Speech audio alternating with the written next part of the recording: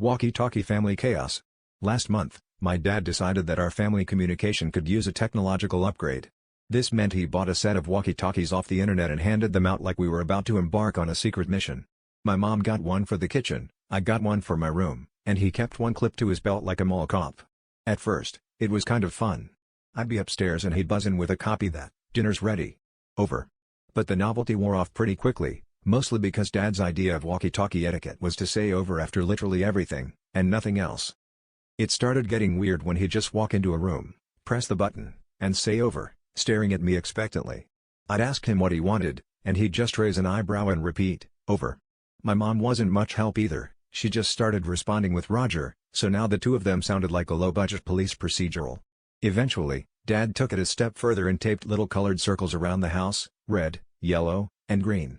When I asked him about it, he just grinned and said, "It'll make sense soon." By the end of the week, my house had turned into a low-key traffic simulation. Dad would stand in the hallway with the walkie-talkie, point to the green circle, and then say, "Over." If I tried to walk past a red circle, he'd block the way and say, "You gotta wait for the light, over." My mom started cooking dinner only when the kitchen light was green. Even the dogs started waiting at the yellow circle before entering the living room, which I'm pretty sure is a sign we'd lost control of the household.